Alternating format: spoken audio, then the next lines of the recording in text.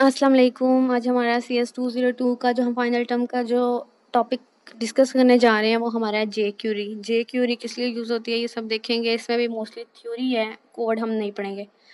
जे Curie क्या है? Is the first small feature rich developed library. इस दफ़ा जो असाइनमेंट आई थी आपने देखा होगा कि उसके अंदर उन्होंने हमें एक लिंक दे के भेजा था कि आप लोग जो ये लिंक है इसको एम्बेड करें अपने जो है ना मेटा डाटा जो था हमारा जो स्टार्ट पे आता है बॉयलर प्लेट, उसमें इस लिंक को डालें। तो आज जब हमने उस लिंक को डाला था तो आपने देखा था कि हम किसी चीज़ को क्लिक कर रहे थे तो नीचे चीज़ें खुल के आ रही थी और कुछ चीज़ें जो थी वो क्लिक करने से गायब हो रही थी। तो ये जो एक जावास्क्रिप्ट की लाइब्रेरी है, ठीक है, रिच लाइब्रेरी उसने लिखा हुआ है जिसके अंदर बहुत से फीचर्स हैं। इसको डाउनलोड करते हैं, उसके अंदर हम लोग डालते हैं और जब वो लिंक उसके अंदर जाता है तो वो बहुत सारे फंक्शंस जो है वो परफॉर्म करता है। तो ये वो चीज़ है।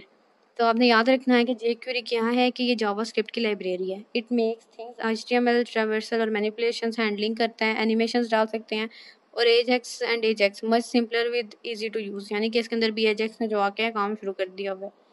अब क्या कहता है कि jQuery library contains the following feature. इसके अंदर क्या होता है? इसके अंदर HTML और DOM मैनिपुलेशन होती है, CSS होती है, HTML के इवेंट मेथड्स होते हैं, इफेक्ट्स और मैं एनिमेशन आई जैसी एनिमेशंस। अब हम तो बड़े हो गए ना, अब बार बार इस बात को बताने की जरूरत नहीं है कि एनिमेशंस क्या होती हैं। कोई स्क्रीन इधर से जा रही है, कोई उधर से आ रही है, कुछ भी हो रहा है, जो सारी चीज़ें हैं ये सब कुछ एनिमेशंस हैं। एजेक्स हम पढ़ रहे हैं, यूटिलिटीज हम आगे जाके पढ़ेंगे।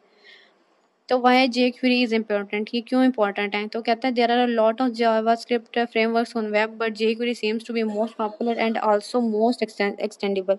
ये क्यों है? क्योंकि ये बहुत ईजी है यूज़ करने में। आपने 2 लाइनें लिखनी है, ठीक है, और उसके बाद जो है इतना बड़ा जावास्क्रिप्ट का कोड नहीं लिखना पड़ता और सारा काम हो जाता है, जैसे हमने किया था अपने असाइनमेंट में जो इस दफ़ा हुई थी। अगर किसी ने खुद बनाई है तो उसको पता होगा कि कहाँ पे हमने जो है वो लगाई थी जे क्वेरी की लाइब्रेरी और कैसे इसने काम किया था।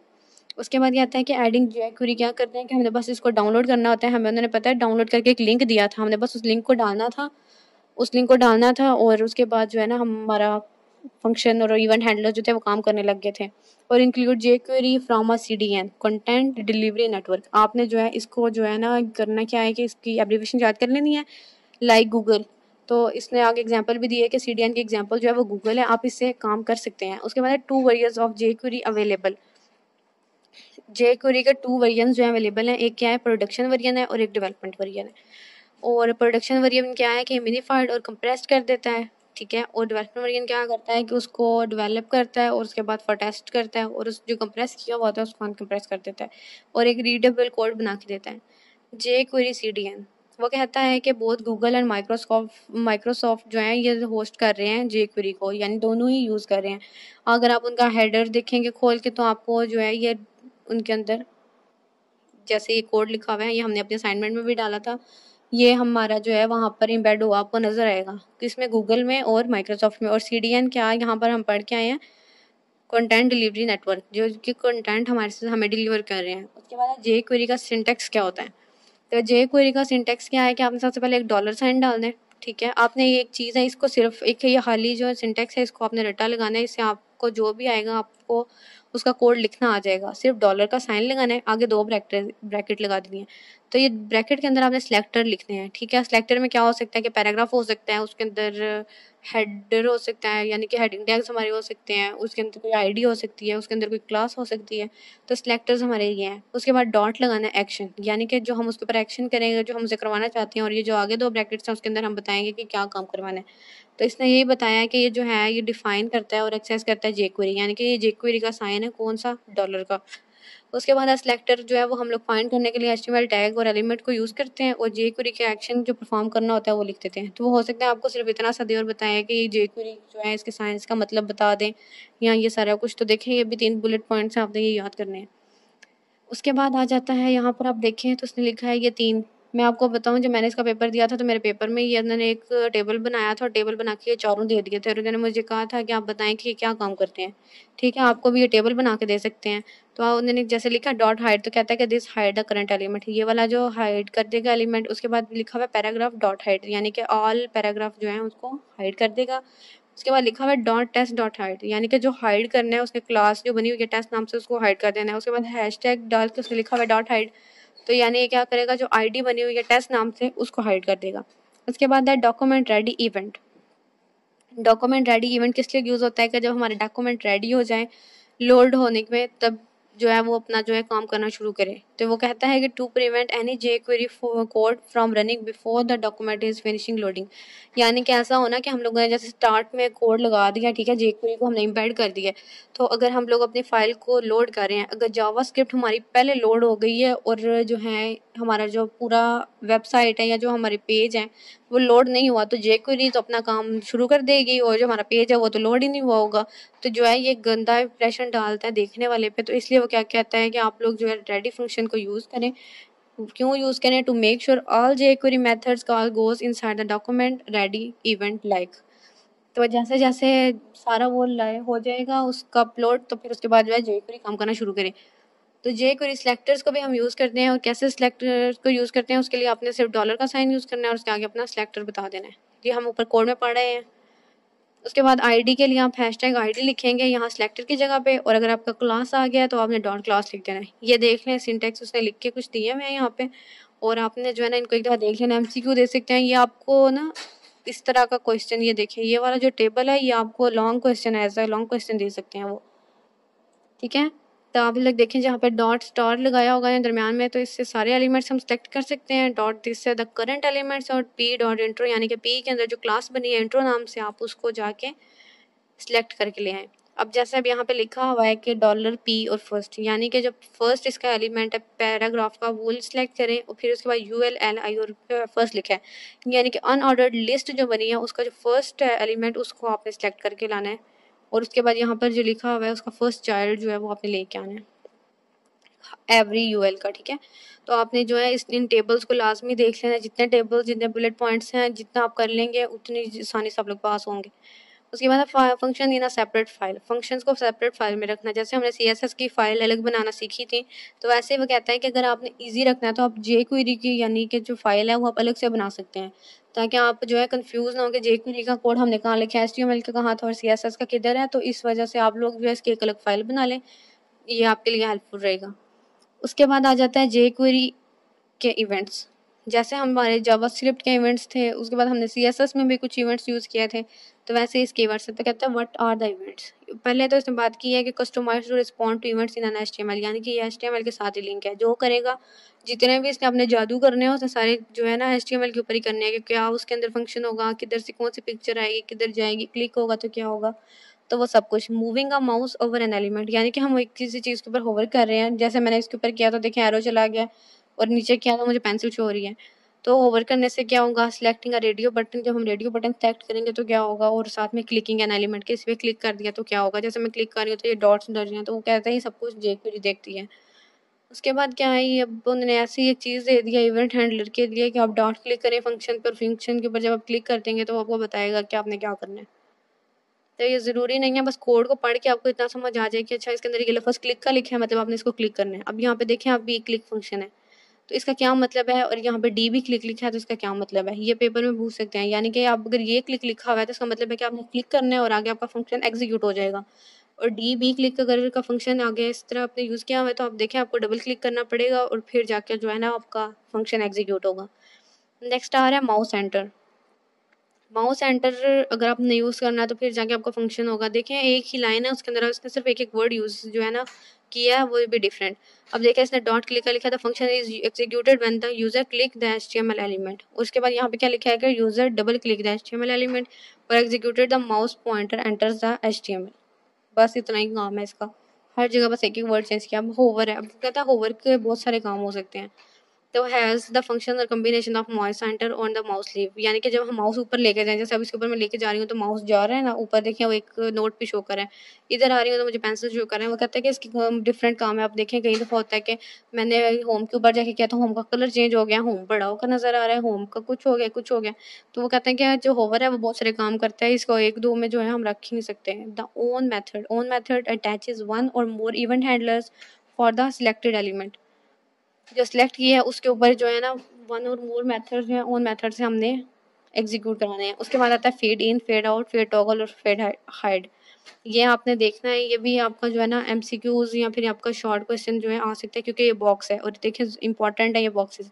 फेड इन से क्या होगा, फेड इन कर देगा सिलेक्टेड एलिमेंट्स, यानी कि जो फेड है उसको अंदर जो है ज़्यादा करके शो करेगा, और फेड आउट देखेंगे तो अंदर की तरफ से बाहर कोई चीज़ निकलती है आपको नज़र आएगी। फेड टॉगल कर रहे हैं तो फेड इन आउट दोनों जो है तो कहता है कि फेड इन और आउट दोनों का जो है वो मिक्सचर है, ये जो फेड टॉगल है ना, ये इन दोनों का मिक्सचर है, इन दोनों के दरमियान का काम करता है। और हाइड क्या है, जो सिलेक्टेड एलिमेंट्स उनको हाइड कर दो।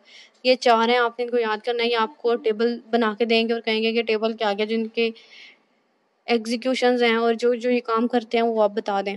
उसके बाद स्पीड है, आप क्या है, वो कहता है कि अगर आपने कोई पिक्चर लगाई है, फेड इन कर रहे हैं, फेड आउट कर रहे हैं, तो आप उसकी जो है ना स्पीड बता सकते हैं कि आराम से कोई चीज़ फेड इन हो, को आराम से चीज़ फेड आउट हो या टॉगल करे। तो वो कहता है कि उसकी स्पीड जो मोस्टली डिफ़ॉल्ट है ना वो 400 मिली सेकेंड्स हैं, लेकिन अगर आप अपने से कोई देना चाहते हैं तो आप मिली सेकेंड्स में दे लें, नहीं तो आप स्लो लिख दें या फास्ट लिख दें। उसके बाद जो दो चीज़ें आती हैं वो एक ईजिंग होती है और एक होती है कॉल बैक, दोनों ही ऑप्शनल हैं, ठीक है। वो कहता है ईजिंग क्या होती है कि स्पेसिफाई कर दें स्पीड जो हम लोग डिफरेंट पॉइंट्स पे एनिमेशंस की चाहते हैं, ठीक है। और डिफ़ॉल्ट इसकी जो वैल्यू होती है वो स्विंग होती है। स्विंग के अलावा जो एक वैल्यू होती है वो क्या है, स्विंग, और एक दूसरी है लीनियर। स्विंग क्या करती है, स्लोअर करती है, स्टार्ट से एंड पे जाके फास्ट हो जाती है स्टार्ट पे, और जो एंड है, जो स्टार्ट और एंड है उस पे स्लो होती है, और जो मिडल होता है उसका उसमें जो है बहुत फास्ट चलती है ये। और लीनियर में क्या होती है कि कांस्टेंट स्पीड के साथ चलती है, लेकिन इसमें जो है ना वो लीनियर नहीं है। उसके बाद कॉल बैक है। कॉल बैक फंक्शन हम पहले यूज़ करके आए हैं, पहले हमने देखा है कि कोई एक फंक्शन है वो नहीं यूज़ हो रहा था, उसके बाद कौन सा फंक्शन देना है, तो ये सारा कुछ है। A function to be executed after the fade in method is completed, यानी एक फंक्शन जो है वो जा रहा है तो उसके बाद दूसरा कौन सा आके काम करेगा ये बताता है। उसके बाद ये देखें, इसका आपने एक ही सिंटेक्स है ये वाला, ठीक है। ये हम ऊपर जो पढ़ के आए थे ना डॉट एक्शन, उसने डॉट एक्शन की जगह फेड आउट लिख दिया है। स्पीड, ईजिंग और कॉल बैक, आपने ये तीन चार लफ्ज़ याद कर लेने हैं। जहाँ पे भी कोई चीज़ आएगी ना, वो फेड इन का कहेगा तो आउट का हटा के इन लिख देना, टॉगल कहेगा फेड टॉगल कर देना, हाइड कहेगा तो सारा रेज करके यहाँ पे हाइड लिख देना, ठीक है। तो ये आपका जो है सारा कोड बन गया।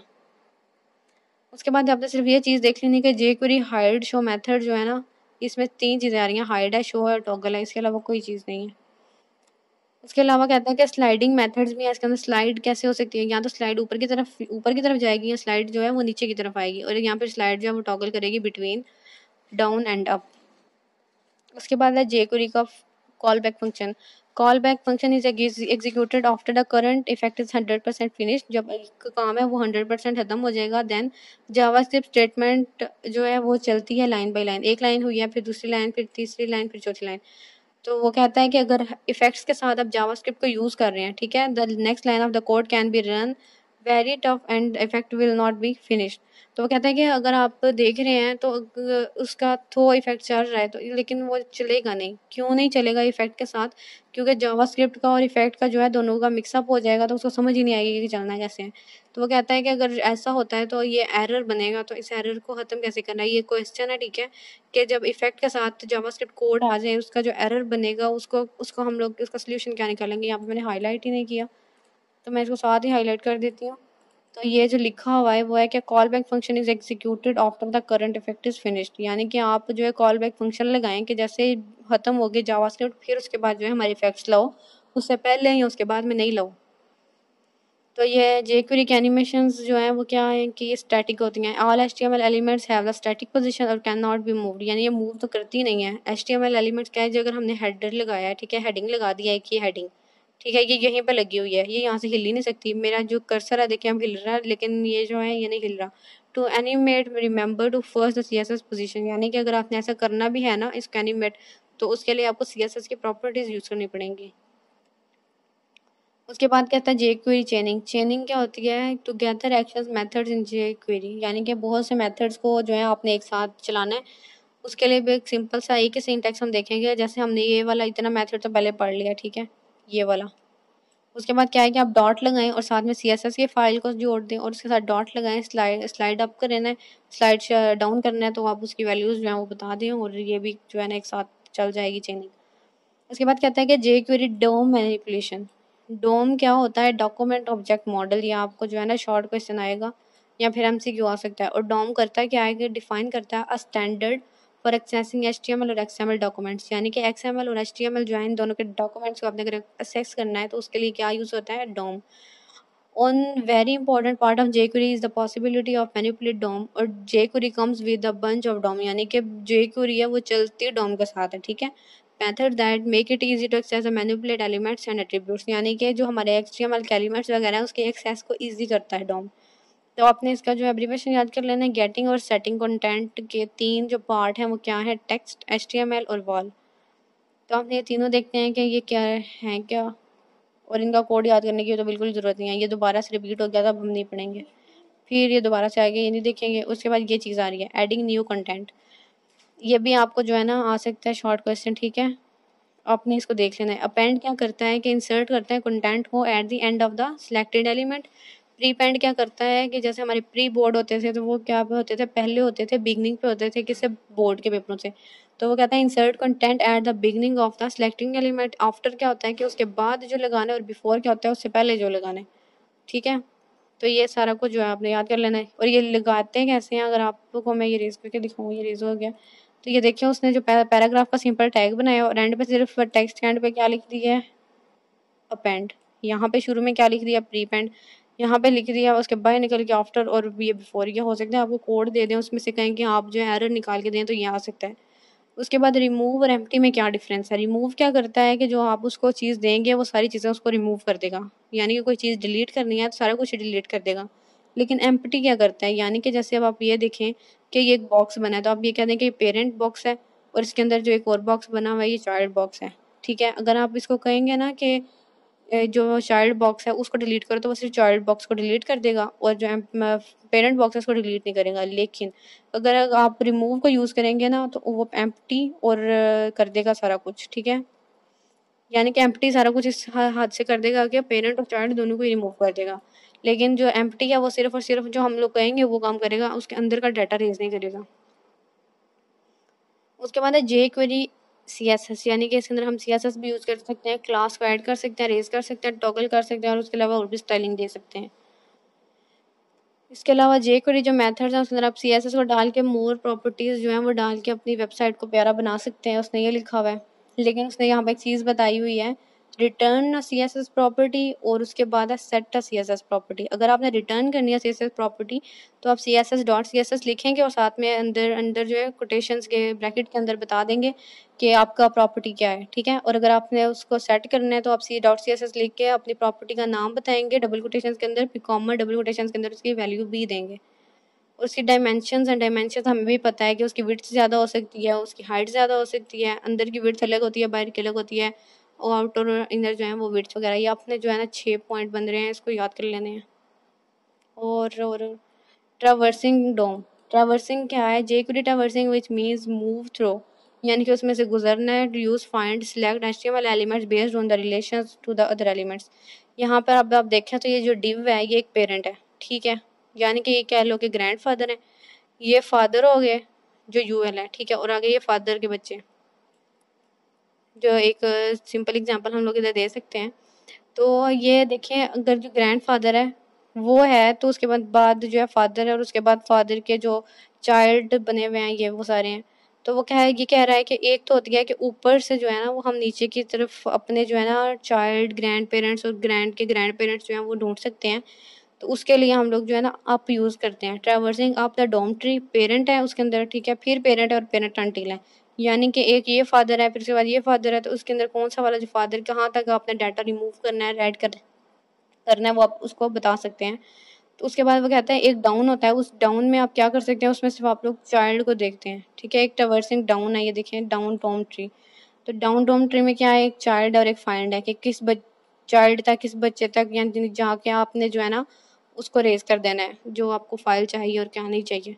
टू फाइंड के लिए आप लोग डिसेंडेंट्स ढूंढ सकते हैं। डिसेंडेंट्स क्या है, चाइल्ड, और एंसेस्टर्स क्या होते हैं, वो पेरेंट्स थे जो ऊपर गुजर गया है। और वो कहता है कि कौन सा सिबलिंग तक जाना है, नेक्स्ट, नेक्स्ट आल में सारे कर लो, नेक्स्ट अनटिल यहाँ तक जाके रुक जाना, प्रीवियस, और ये सारे जो है ना ये अपना वर्डिंग याद कर लेनी है। और इसमें हाथ आगे कुछ नहीं है। उसके बाद एक जे क्वेरी को भी आप जो है एजेक्स के अंदर जो है यूज़ कर सकते हैं, ये हम पहले पढ़ रहे हैं। तो खैर ये जो चीज़ है नो कन्फ्लिक्ट, हम लोग किस लिए मेथड को यूज़ करते हैं। नो कन्फ्लिक्ट का मतलब है कि एक जगह पे आपने अगर ये यूज़ किया है डॉलर का साइन, तो आगे जाके अगर आप डॉलर का साइन नहीं यूज़ करना चाहते, आप नो कन्फ्लिक्ट लगाएं और आगे कोई भी वर्ड लिखें तो जो है ये एरर जनरेट नहीं करेगा। तो यहाँ पर जो है हमारा ये भी ख़त्म हो गया है। तो वो कहता है कि आप अपना कोड भी बना सकते हैं कस्टम शॉर्टकट यूज़ करके। नो कॉन्फ्लिक्ट अगर आप यूज़ करेंगे तो आप अपनी मर्ज़ी का कोड बना सकते हैं, ठीक है। तो यहाँ पर ये ख़त्म हो गया और इंशाल्लाह अगले लेक्चर में हम XML को शुरू करेंगे और काफ़ी हद तक ख़त्म हो गई है, बस 120 पेजेस रह गए हैं। तो आप लोगों ने इसको देख लेना है, इसके अंदर जितने भी टेबल्स और बुलेट पॉइंट्स हैं आपने उनको याद कर लेना है। सिंटैक्स की ज़्यादा फ़िक्र नहीं करनी क्योंकि इतना नहीं आएगा।